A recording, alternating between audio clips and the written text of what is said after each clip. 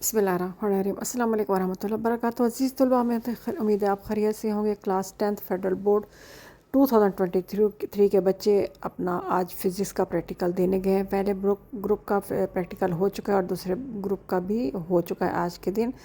तो मैंने वीडियो दोनों की अपलोड कर दी है, फर्स्ट ग्रुप का भी है, सेकंड ग्रुप का। याद रखिए कि ये दोनों पेपर ओवरसीज़ पाकिस्तानियों को दिए गए थे, वहाँ पे प्रिंट फॉर्म में पेपर दिए जाते हैं।